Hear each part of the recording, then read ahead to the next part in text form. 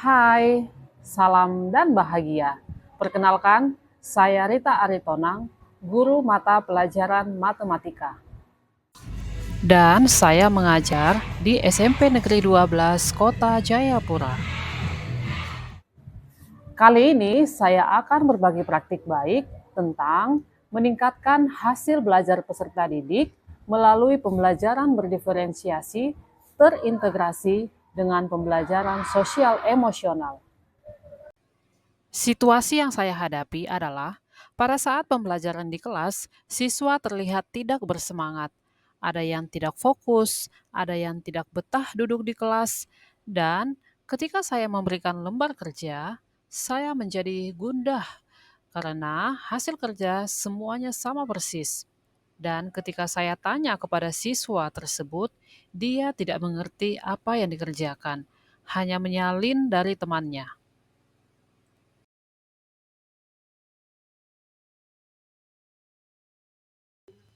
Saya pun mempunyai ide untuk menerapkan pembelajaran berdiferensiasi karena menurut saya murid itu beragam, mulai dari karakteristik murid yang berbeda-beda, minat murid yang beragam, gaya belajar yang berbeda-beda, tingkat pemahaman yang berbeda, dan sebagainya.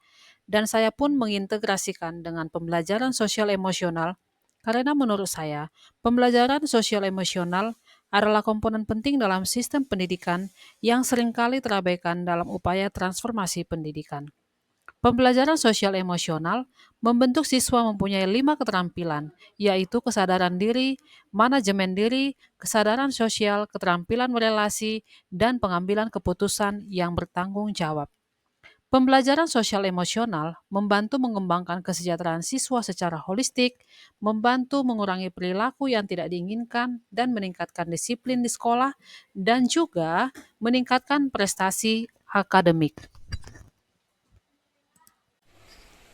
Awalnya tantangan yang saya miliki adalah kurangnya pemahaman tentang pembelajaran berdiferensiasi dan pembelajaran sosial emosional. Tetapi saya pun belajar secara mandiri melalui PMM, Google, maupun YouTube. Langkah awal yang saya lakukan adalah setelah menyusun perangkat pembelajaran, saya pun kemudian berdiskusi dan berkolaborasi dengan rekan sejawat, dalam hal ini guru informatika. Ketika jam pelajaran informatika yang dilakukan di lab komputer, maka saya meminta mereka melakukan tes atau asesmen melalui akupintar.id. Anak-anak menjawab beberapa pertanyaan dari web tersebut dan hasil gaya belajar mereka langsung terlihat. Dengan adanya hasil gaya belajar, anak menjadi acuan bagi saya untuk menerapkan pembelajaran berdiferensiasi di kelas.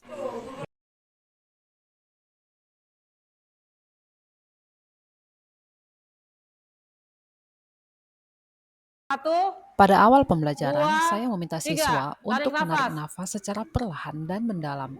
Teknik ini Keluarkan. merupakan keterampilan kesadaran diri agar Oke. siswa lebih Siapa siap di dan sini yang fokus pernah untuk marah? belajar. Marah sekali. Oke, Saya baik. menerapkan diferensiasi proses dalam Tadi kan Mem pembelajaran sudah kasih dengan memberikan soalnya soal yang berbeda-beda ya. berbeda Setiap setiap orang anak beda toh? sesuai dengan Ya, kemampuan dengan mereka, harapan, sehingga dengan harapan hasil kerja setiap anak pun ya, nantinya akan setiap berbeda. orang Dan juga paham tidak ada yang hanya mengerjakan menyalin atau soal menyontek. tersebut Saya pun dan mengedukasi mereka temannya untuk juga kalau berempati misalkan kalian kepada temannya kesusahan, dengan mau silakan minta membantu teman tolong di yang mengalami temannya, nanti kesusahan temannya dalam pasti akan mengerjakan bantu. soal Ya, atau tutor tapi tidak sebaya, mencontek ya. sehingga Bukan siswa mempunyai mencontek. keterampilan kesadaran Usahakan sosial. kalian paham dengan soal.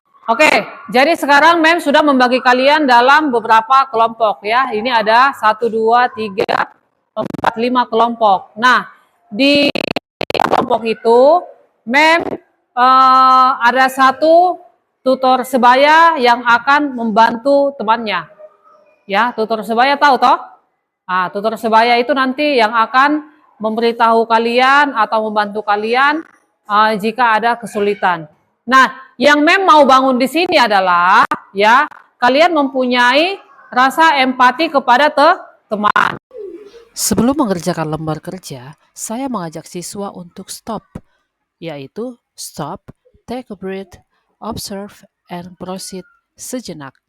Hal ini merupakan kompetensi sosial emosional, yaitu manajemen diri, mengelola emosi dan fokus yang dilakukan untuk mengambil jeda secara fisik dan mental, sehingga dalam mengerjakan lembar kerja, siswa akan fokus.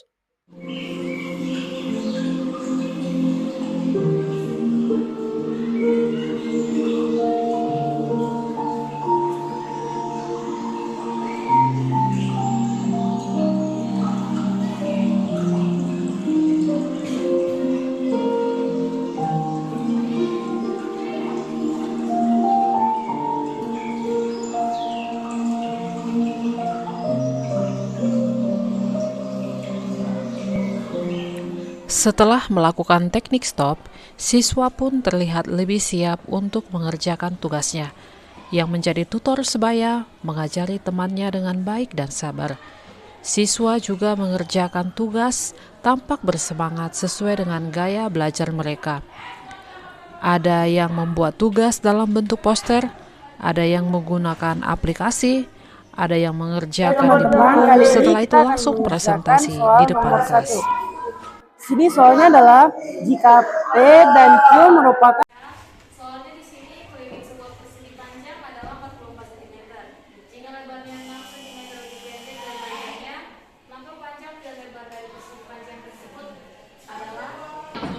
Setelah melakukan pembelajaran berdiferensiasi di kelas, saya pun melakukan pengimbasan kepada teman-teman guru yang saya lakukan dalam komunitas belajar.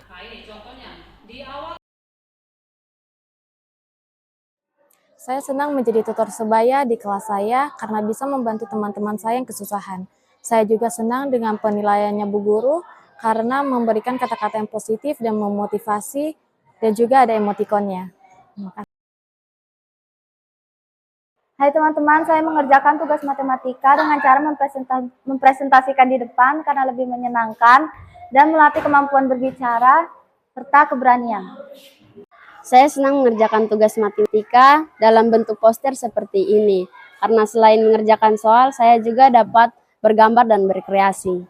Guys, saya membuat tugas matematika dengan video karena lebih seru dan menyenangkan dan lebih gampang. Terima kasih Ibu Rita yang sudah memberitahukan kepada kami para guru tentang bagaimana kita menerapkan berdiferensiasi di dalam kelas, pembelajaran berdiferensiasi. Saya sangat senang sekali dan kami sudah menerapkannya sehingga anak-anak yang tadinya mereka berbeda-beda tetapi mereka dapat mengerti dan dapat mengaplikasikan pembelajarannya dengan baik sehingga tujuan pembelajaran yang kita inginkan